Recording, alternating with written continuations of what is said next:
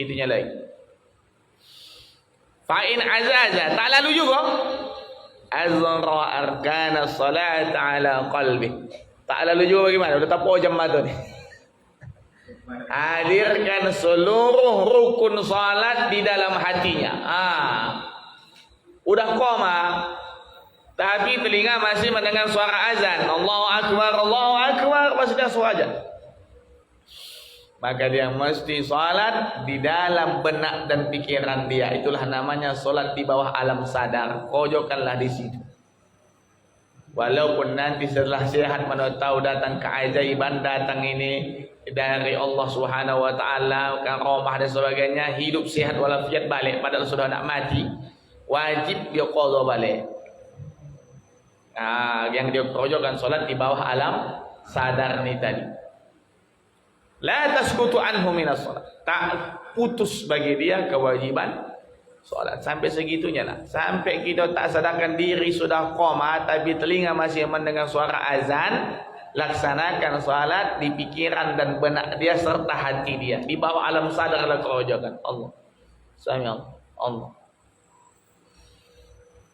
Ketika dia masih mendengar suara azan. Andai kata tak lalu juga lagi.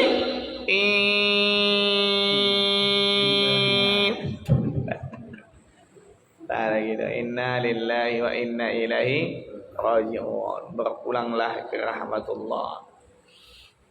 Kita sayang, Allah lebih sayang. Kita cinta, Allah lebih cinta. Kadang di balik musibah ini ada orang yang menangis, ada orang yang senang bahagia. Menangis karena dia rasa bahwa kematian itu perpisahan selama-lamanya.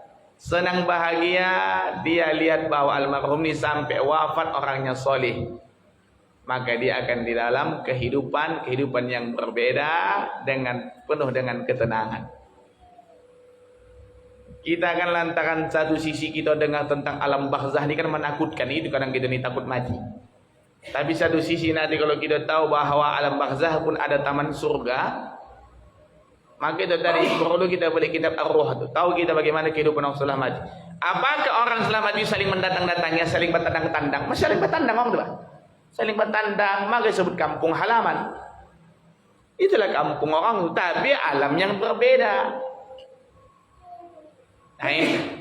Bagaimana kehidupan di dunia hampir sama persis seperti kehidupan dalam barzah. Yang bebas, saling mendatangi, saling beraktivitas, saling anjang sana anjang sini, macam kita ni lah. Yang tak bisa kemana-mana, macam di penjara di Pulau Simardan, di penjara juga di sini dia tak bisa kemana-mana tu. Lombang di bawah tu. Ini.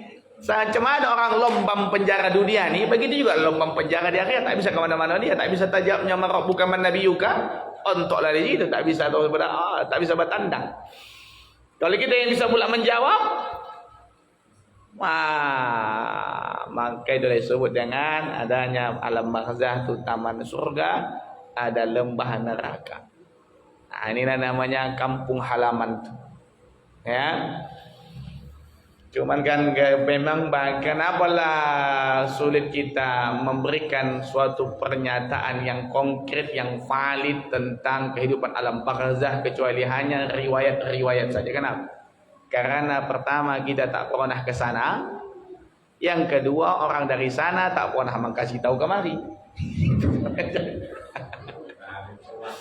Maka kita hanya sebatas riwayat-riwayat lah dikumpulkan, cerita-cerita lah, kisah lah.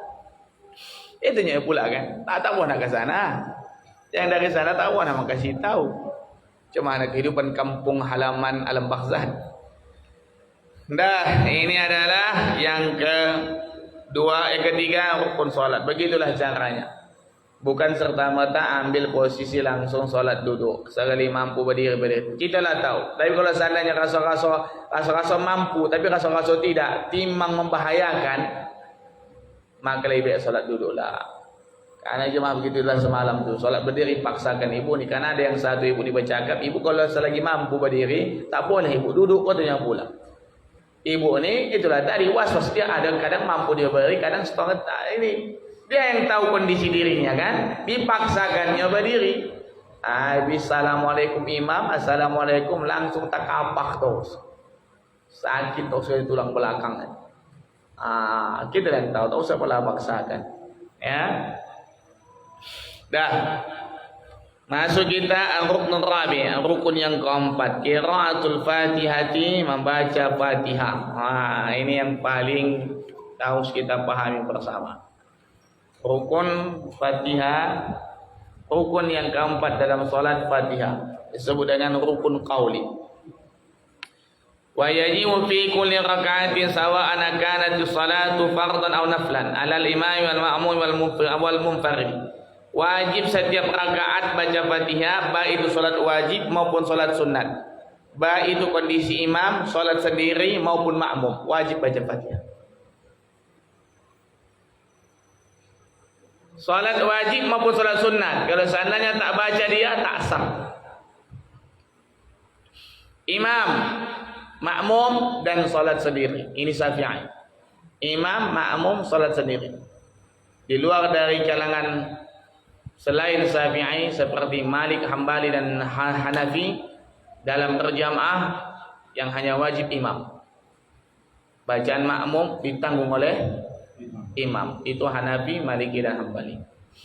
Kalau kita membahas secara ilmiah, Imam Syafi'i mengambil jalan makmum wajib juga Fatihah ini, mengambil jalan ihtiyat, yaitu adalah kehati-hatian. Ada dua kaidah dalam Syafi'i menjadi bahan pertimbangan dalam fikih Syafi'i. Maka dikenal fikih Syafi'i ini fikih yang sungguh berhati-hati.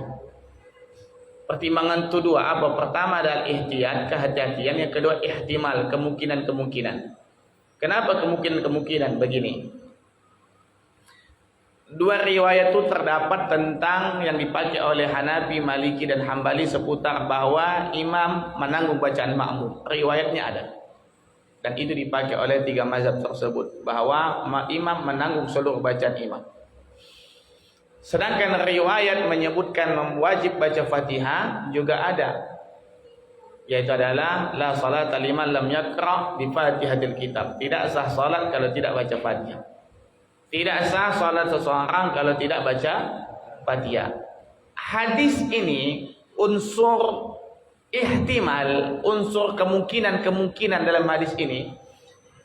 Tidak ditunjukkan Nabi dalam hadis ini pengkhususan apakah dalam kondisi salat sendiri, apakah khusus hanya imam. Tidak, hadisnya umum. Tidak sah salat seseorang kalau tidak baca Fatihah.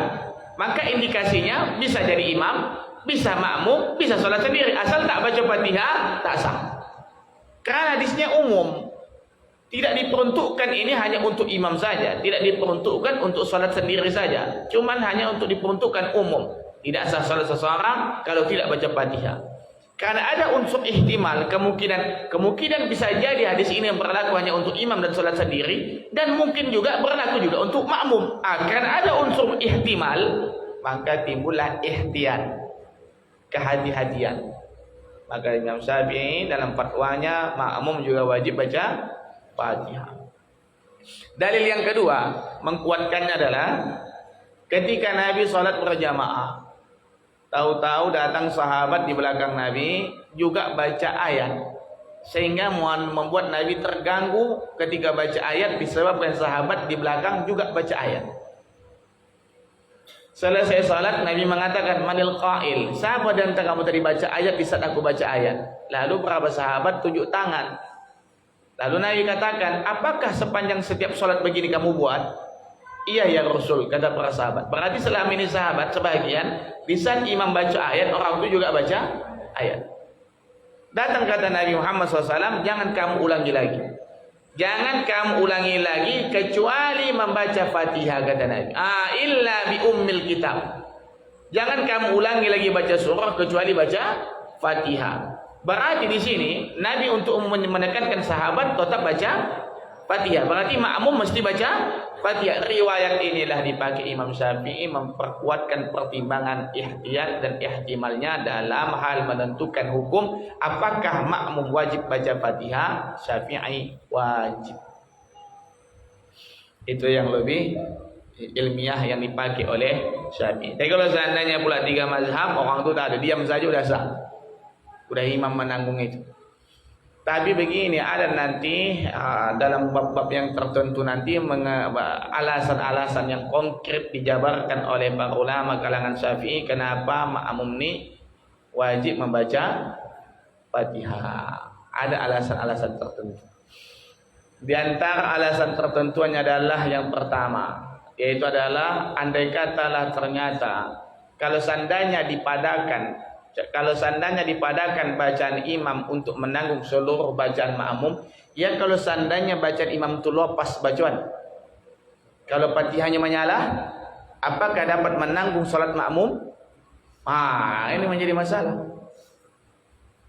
Tapi kalau seandainya makmum tetap baca Fatihah, andai kata tidak terhitung bacaan imam menanggung bacaan makmum, maka bacaan makmum sudah terhitung dianggap sah kalau seandainya bacaan dia betul. Kalau seandainya kita tidak bisa begini. Sulitnya kalau seandainya imam di bacaan zahar, mudah kita mubarqah menyalah. Menyampan godawa. Kan mudah kita mubarqah kan. Kalau sampai zuhur asar, tahu kita Fatihah imam ini menyalah. Maka untuk kehati-hatiannya kadang tidak tahuan kita bagaimana kepastian Fatihah imam ni, maka makmum wajib baca Fatihah. Andai bacaan dia tak dianggap, bacaan nak berterima. Uzurnya tak tahu kualitas bacaan dia, kerana zuhur dan asar kan tak kedengaran. Tapi kalau seandainya maghrib isya subuh tahu awak asal menyampat, udah muparqah terus awak tahu muparqah. Kalau salat sir macam mana kita muparqah tak tahu awak. Anda macam mana yang bacaan? Ya kan saya lepas. Itulah maka ihtiyatnya kehati-hatian tersebut. Andai kata baca dia tak bisa menanggung untuk makmum yang mungkin di pandangan Allah tidak sah, terselamatkan dengan bacaan kita sendiri.